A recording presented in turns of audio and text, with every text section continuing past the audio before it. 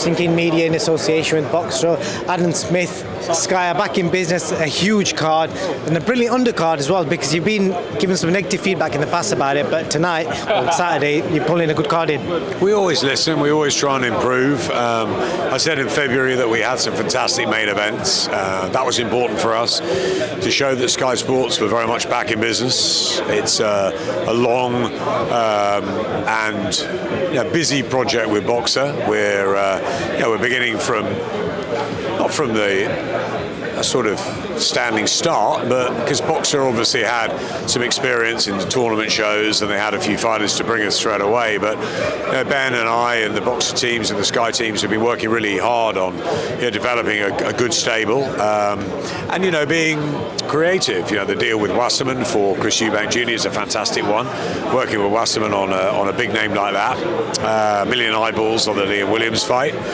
Obviously, Top Rank has been a great deal globally and has brought us Josh Taylor, Jack Cattrall, and again, nearly $1 million on that. Carl Brook. I mean, it's been a fantastic February, but yeah, we did get some criticism for the cards, and we take that to heart, very much so. We're fight fans, and I talked to Ben and I said, look, we've got to make sure that these next few shows are top to bottom really exciting and very good matchups. Good, even if it's domestic, even if they're not the biggest names, domestic good trade shows to show that we can do the big nights, we can do the tournaments, and we can also do stacked top to bottom cards. And I think this one is particularly good because we've got some fantastic sort of fights at the top of the bill, including English title fight, which is 50-50. We've got the development of a huge amount of sort of younger fighters who are early on in their careers. One is taking a real gamble against Conor Marsden and Adam Azim. And then next week we've got Savannah in her world title fight, also Florian Marco against Chris Jenkins, Nathan Gorman in a good fight. So I like this, and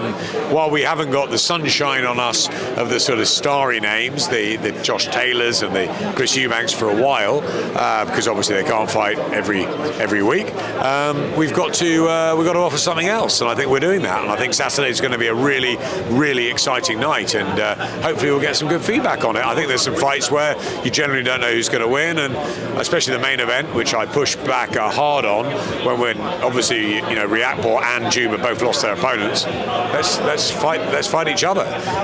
So credit to Ben, credit to the fighters for taking it.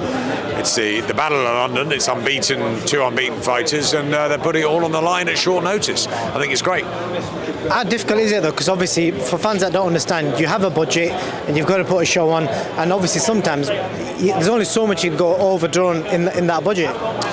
Yeah, and ultimately it's the promoter's job to bring the broadcast to the show, and we look at it and we decide whether we think it's right or wrong. But obviously there's huge amounts of discussions, whether that was back when we were working with Frank Warren and Mick Hennessy and Ricky and Frank Maloney, or whether it's working with Eddie. It was always, Eddie and I are on the phone all the time talking about it. So, it's always good to be up front, and when there's issues and when one believes one thing, one believes another. And Ben and I have synced up on a lot of things already, but once or twice I've said to him, look, I think we need to do something different here, and we talk about it and we come up with a solution. He's great to work with, and I think we've got a fantastic lineup on March the 26th, and I believe we'll have some really powerful shows going forward. But we can't have everything all at once. There's huge amounts of fighters on DAZN, on BT, but we've got a really nice stable now, and a big mix of men and women, and we've got more announcements to come, and we're really excited about what's going on.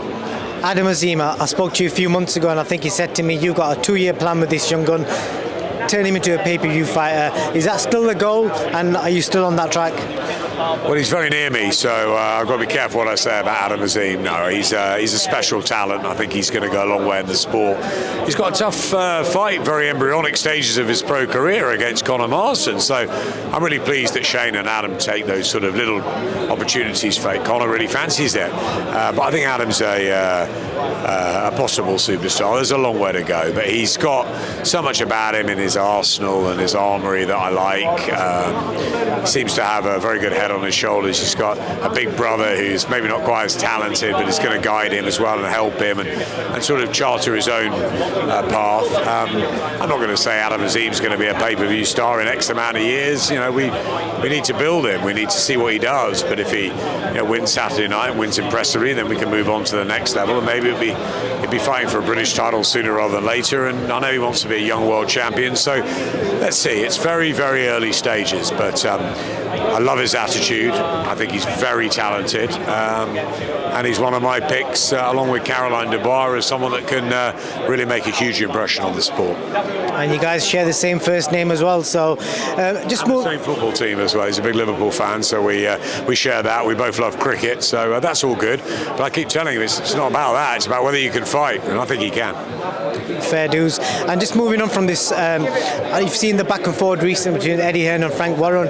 Could we get Adam Smith in that mixture referee and get all these guys together?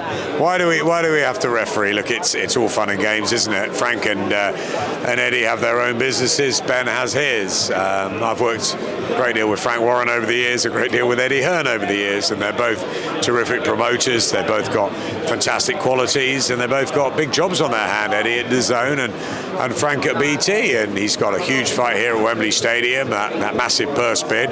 Eddie's just had a fantastic dream of a fight with Lee Wood and Mick Conlan. He's got big nights ahead with Canelo, with Katie Taylor and Conor Benn and others. Great fight with Joshua Buatsi and Craig Richards that's been announced. But we concentrate on what we're doing. As I said, we're in the building back process. Steady, forward momentum. That's what we want. We're going to do the best we can for our customers. Have some starry nights, have some great tournament shows, have some different nights. But as far as Eddie and Frank go, it's all fun and games. We know what it's all about, and I just think it's great that there's so many promoters, so many broadcasters, so many people involved in boxing. The fighters are getting out again after the difficulties of the pandemic. They're getting paid. That's the most important thing. It's their careers, their livelihoods at stake. It's all about the fighters, and it's a shame we're going up against Josh Warrington and Kiko Martinez on Saturday. It's not ideal. I love to watch their show, not just that fight. We wish Josh and Kiko all the best. They've been great fighters on Sky before, but we're in the Sky business, and we look at Richard Riakporhe and Dan Aziz and the fights they're in, and Caroline Dubois, who we believe is going to become a massive figure, not just in women's boxing or boxing period, but in sport. I think she's going to transcend the sport. I'm really excited about Caroline, and Shannon Ryan turns pro. We've got Jamie TKV is a heavyweight. We've got all sorts. It's going to be Joe Pigford, I like, Chris Congo. Great lineup of fighters, but as I said, we can't have everyone, and we're doing okay. And just quickly, apparently AJ Usyk talks are now starting, according to Eddie. Are you guys involved in them talks? Because obviously the broadcaster side still hasn't been announced on AJ's position. No, those talks are between Team AJ and Team Usyk. Obviously, the terrible situation in Ukraine at the moment is, that's the most important thing. And we know that Vitaly and Vladimir and Vasily and Alexander went straight back and been on the front line. What I'm hearing is that the ministers in Ukraine want the fighters to sort of spread good words about the country, and that will be getting back into, to progressing their careers. Obviously, AJ has evoked the rematch with Alexander. I think Vasily is staying put in the Ukraine. I hear Alexander might be coming back, so if he comes back and he fights AJ, fantastic. And props to AJ going straight back into the fire, where maybe he could have tried to take another fight if that's the case. Obviously, he's got Angel now in his corner, and I think he'll be there on Saturday night supporting Richard, and Fraser's with us obviously in the stable. So we're very close. We've got a great relationship with 258 management. We've got a great relationship with Anthony. I spoke to him the other day, and I think AJ will stay on Sky. It's not decided yet. There's negotiations going on in the background, but I've always thought that we're good for each other. He's been a fantastic ambassador for Sky. I think Sky would be very good to him. We've given him the platform. I wouldn't know why he'd want to go. So I'm very confident that AJ, if he fights Usyk or Otto Wallen or whoever he fights next, will be on Sky, but nothing decided yet. So I'd say watch this space, firstly on the fight and also on the broadcast deal, and let's hope that it all ends up with another great fight. We've obviously got here at the stadium in a few weeks' time we've got Tyson Fury and Dillian White on BT Box Office. We'd love it to be AJ and Usyk, the rematch on Sky, and I hope it happens in Britain. I hope it happens at Tottenham. I'd love to go back there to the scene of where AJ lost and see if he can do it again in the same place. I think that would be a really good story. Spurs is a fantastic stadium, so yeah, maybe that can happen in the summer. But yeah, we're on the fringes of those because, of course, as you say, we haven't got the broadcast deal, but we're very close to Freddie, to AJ, and we'll be looking forward to hopefully working with Eddie and the team again at Matchroom. So you're not concerned about the DAZN pay-per-view because they've now officially launched. I've seen the logos, etc., for the Canelo Bivol fight. So you're not concerned that they're going to come in quite aggressive for AJ? I'm sure they will. I'm sure they have already. And look, if we don't have the fight, we don't have the fight. What can we do? It's Anthony Joshua's decision at the end of the day who he wants to be with. I'm just very confident that he'll stay with Sky. I think we've got a great relationship, and despite the fact Matchroom moved to DAZN, it's a different thing. We've got a deal with Chris Eubank through Wasserman. Ben's working with Wasserman, as are we, to have Chris Eubank on Sky. Why can't we work with Matchroom? And we had a fantastic week in the first fight. It was great to see them again. Eddie and Frank we've worked together for a long, long time. We've been very close, and it was great to see them again on Fight Week in September. And if that's the case, and we go again in the summer with them, that'll be brilliant. But yeah, if DAZN come in with huge money, who knows what will happen? It's in the melting pot. But I believe in AJ, and I believe that we'll keep him. Well, either way, the fighters win, and you guys are doing a great job, and good luck Saturday night. Thanks very much. Good talking to you as always.